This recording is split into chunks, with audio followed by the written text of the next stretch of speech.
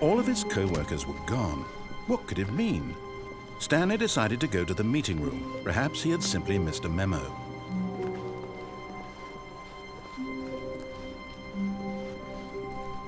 When Stanley came to a set of 2 open doors, this was not the correct way to the meeting room, and Stanley knew it perfectly well.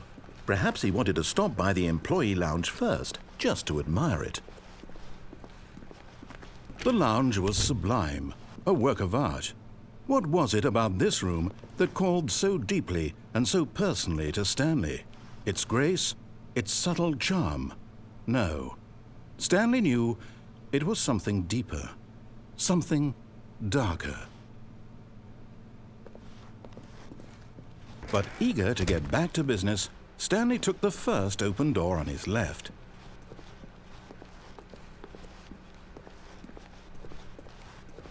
Stanley was so bad at following directions, it's incredible he wasn't fired years ago.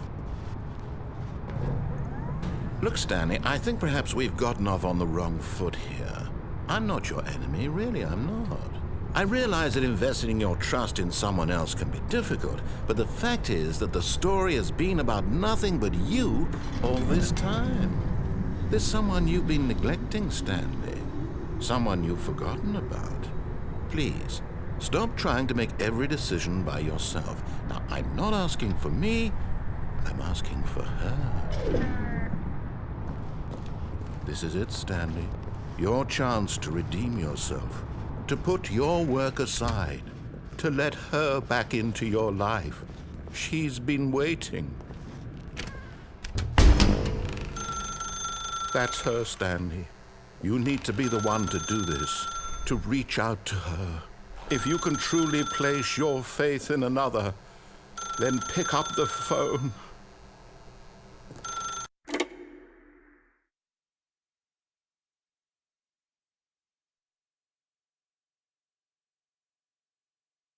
Oh, Stanley, is that you? Hold on, sweetie. Sorry to keep you waiting. I'm just pulling the bread out of the oven.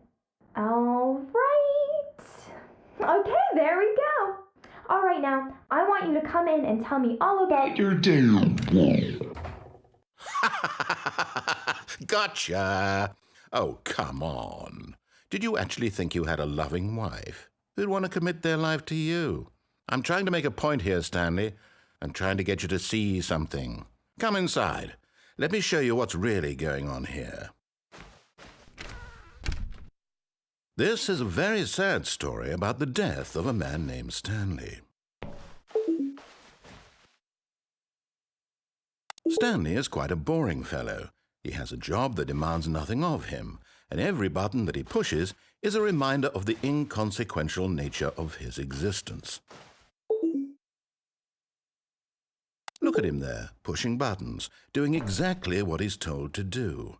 Now he's pushing a button. Now he's eating lunch. Now he's going home. Now he's coming back to work. One might even feel sorry for him, except that he's chosen this life. But in his mind, he can go on fantastic adventures. From behind his desk, Stanley dreamed of wild expeditions into the unknown, fantastic discoveries of new lands. It was wonderful, and each day that he returned to work was a reminder that none of it would ever happen to him. And so he began to fantasize about his own job.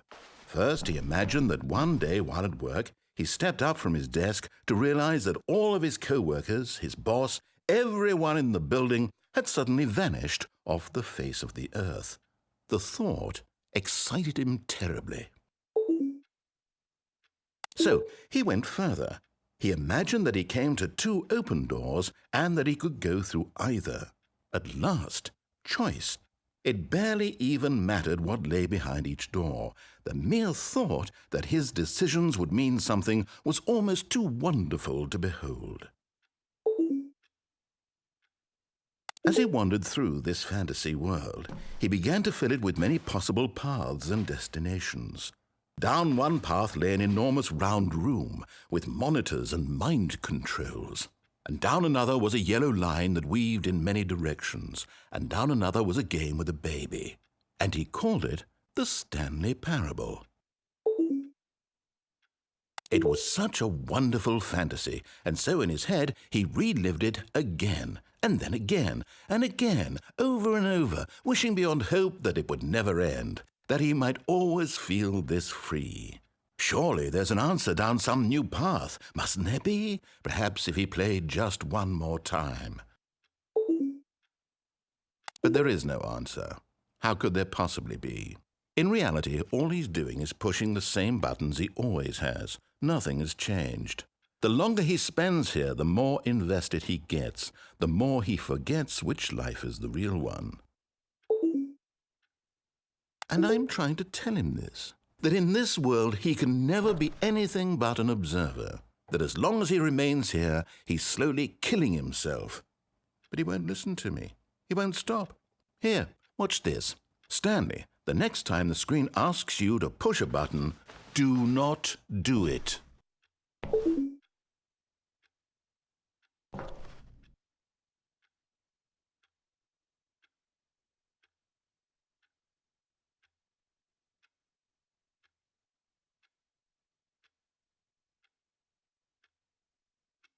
You see? Can he just not hear me? How can I tell him in a way that he'll understand that every second he remains here, he's electing to kill himself? How can I get him to see what I see? How can I make him look at himself? I suppose I can't, not in the way I want him to. But I don't make the rules. I simply play to my intended purpose, the same as Stanley. We're not so different, I suppose. I'll try once more to convey all this to him. I'm compelled to. I must. Perhaps, well, maybe this time he'll see. Maybe this time. And I tried again, and Stanley pushed a button. And I tried again, and Stanley pushed a button. And I tried